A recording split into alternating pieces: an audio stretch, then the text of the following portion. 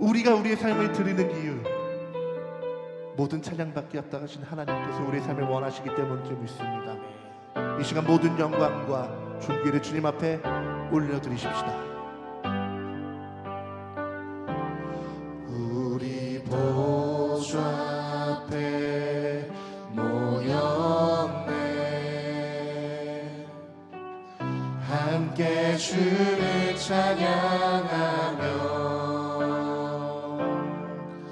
하나님의 사랑 그 아들 주셨네. 그의 피로 우린 구원받았네. 십자가에서 쏟으신 그 사랑 강같이 온 땅에 각 나라와 족속 백성 만원에서 구원받고 주 경배 드리네.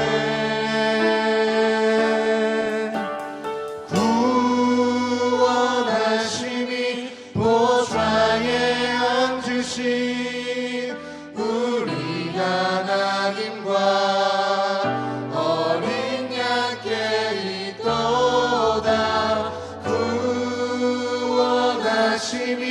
보좌에 앉으신 우리 하나님과 어린 양께 있도다. 우리 보좌 앞에 모였네. 한 번 더 찬양합니다. 우리 보좌 앞에 모였네.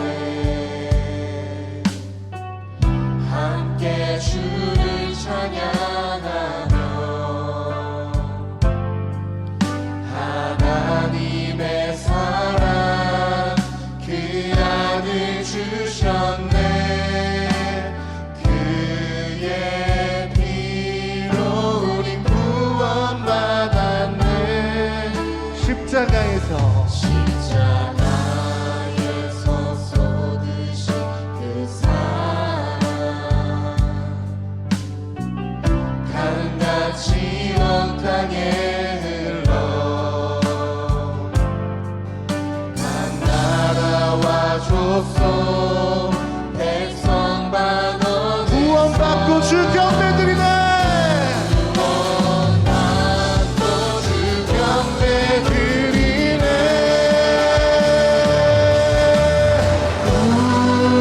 구원하심이 보좌에 앉으신 우리 하나님과 어린 양께 있도다. 구원하심이 보좌에 앉으신 우리 하나님과 우리 다시 한번 모든 찬양에 받게 합당하신 그 주님을 높입시다. 구원하시네.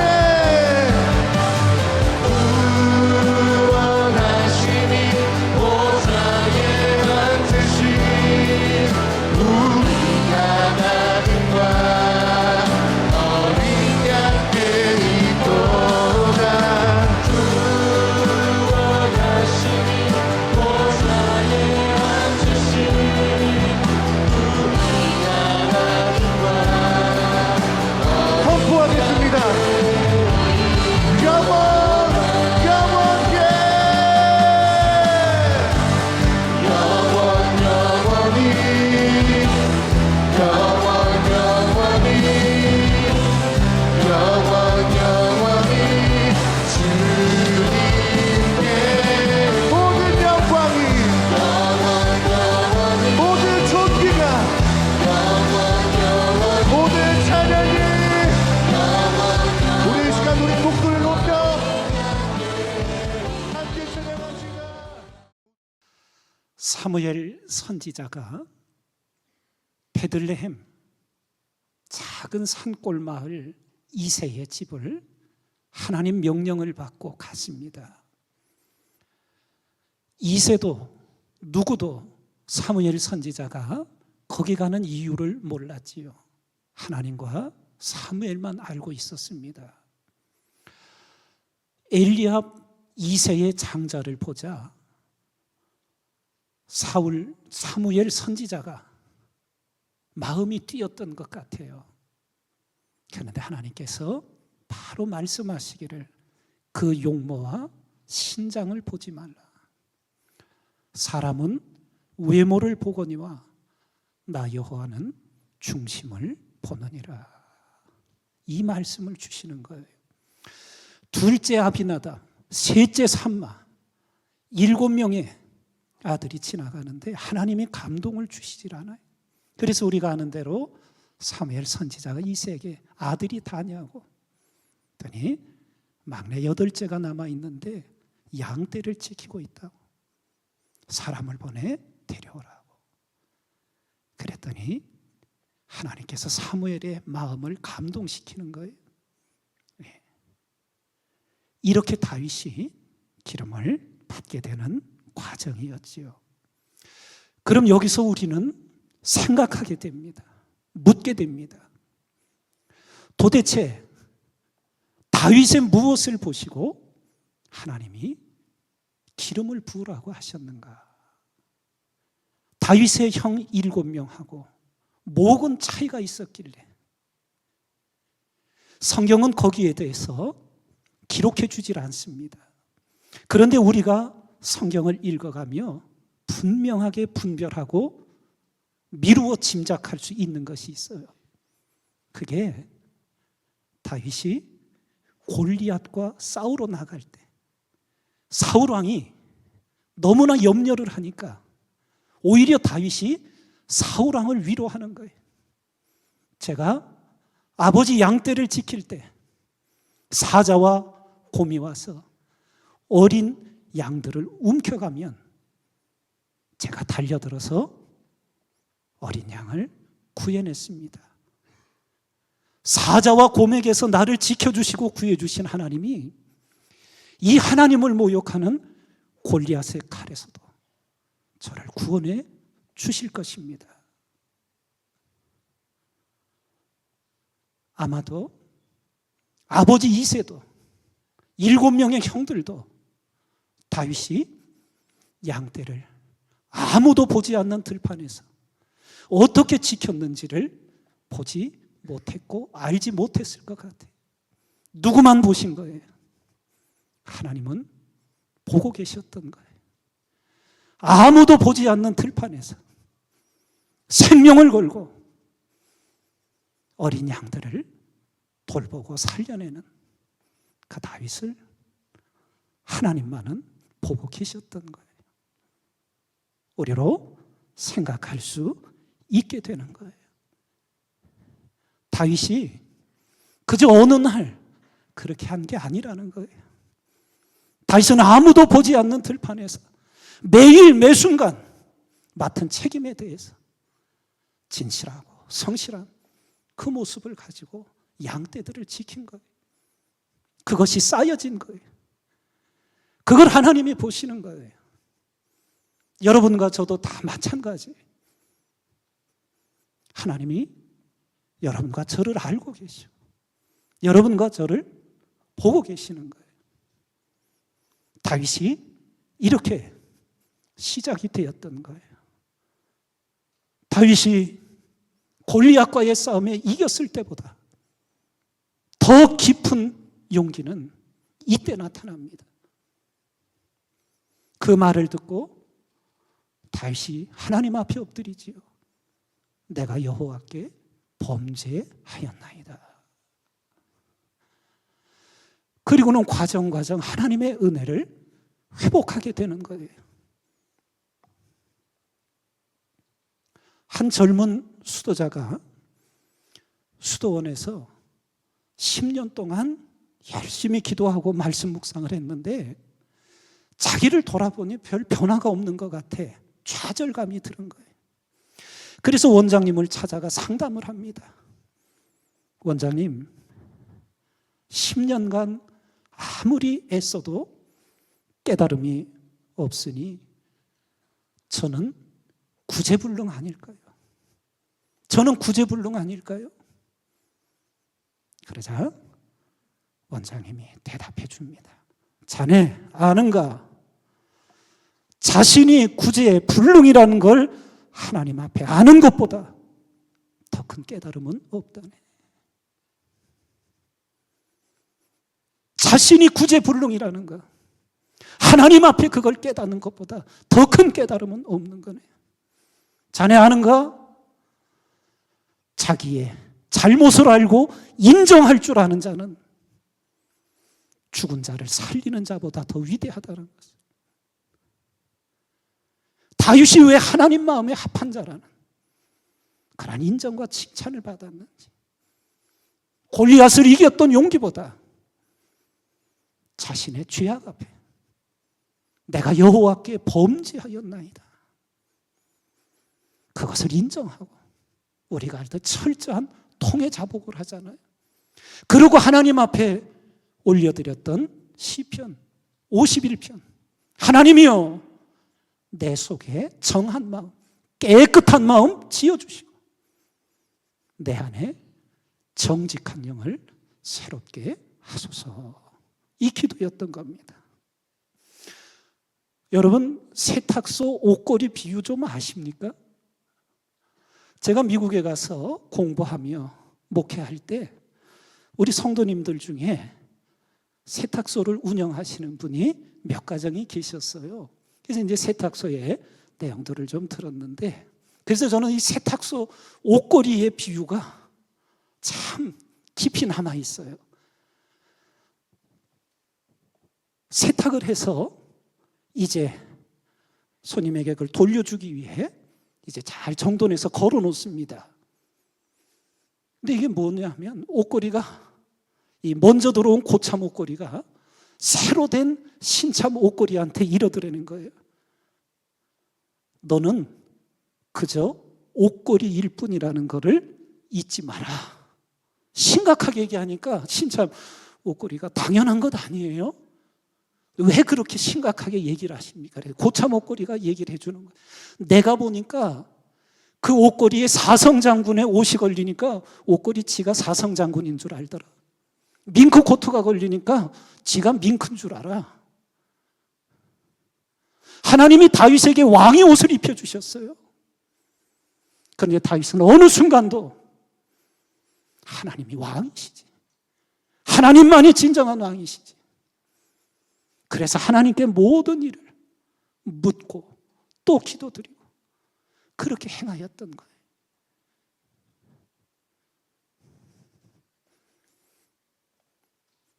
초등학교 높이뛰기 육상 코치가 있었는데, 이제 아이들에게 훈련을 시키고 도전을 주기 위해서 그 아이들이 능히 넘을 수 있는 것보다 높이 발을 걸어 놓습니다. 우리나라 지금 높이뛰기 우상혁 선수 아시죠? 스마일. 네. 이 초등학교 제자들이 두려워하는 거예요. 자기가 넘을 수 있는 능력 한계치 위에 바가 걸려 있는데 코치님이 그걸 뛰라는 거예요. 마음이 눌리는 거예요.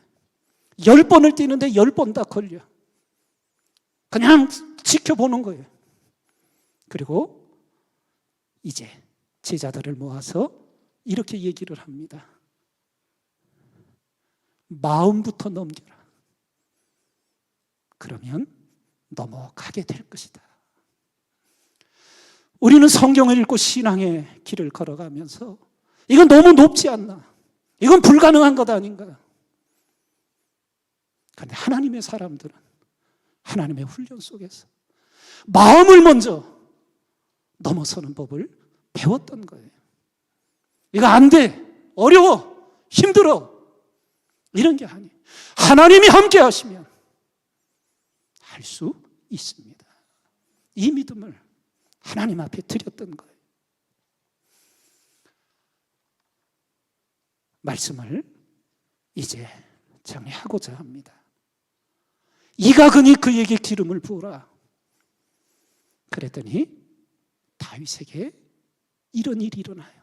이날 이후로 다윗이 여호와의 영에게 크게 감동되니라. 하나님의 영에 감동이 와요.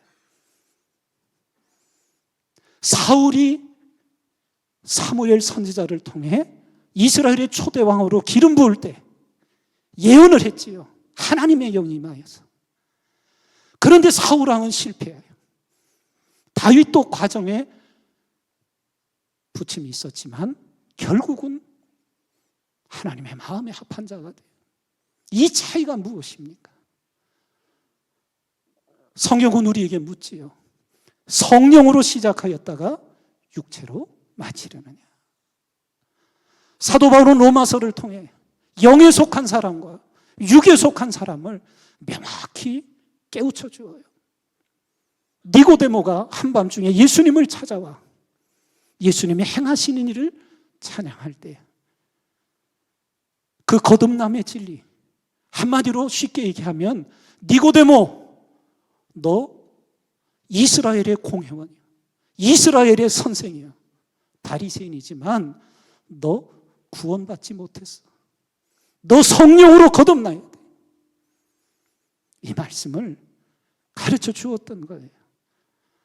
나는 이 하나님의 선지 동산에서 하나님은 영이시니 예배하는 자가 영과 진리로 예배하는 그런 예배자를 하나님 찾으신다는데 나는 성령으로 거듭나 영에 속한 신학생이지.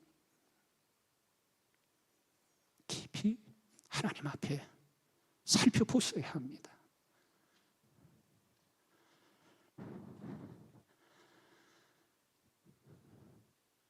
오늘 다윗의 깊은 많은 얘기가 있지만 마지막 광야의 영성 하나를 마지막으로 나누고자 해요.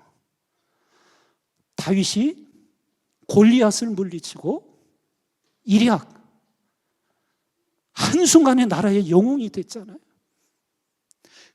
다윗이 기름 부음 받은 것은 가족들밖에 몰라. 뭐 때문에 기름 받았는지도 가족들은 잘 몰라. 하여튼 그런 일이 있었어. 그리고는 골리앗을 이기고 하루아침에 사울이 죽인 자는 천천히요, 다윗이 죽인 자는 만만이라. 예루살렘의 여인들이 소골 들고 치면서 다윗을 개선장군으로 환영하자. 그때부터 급전직하 도망자가 될 수밖에 없었다. 광야, 아시듯이 이스라엘은 남쪽이 전부 네게부라고, 광야 사막이에요. 거기를 10년이 넘도록 살아남기 위해 하나님이 다윗을 연단시키시는 거예요. 더 피할 곳이 없어 적국의 나라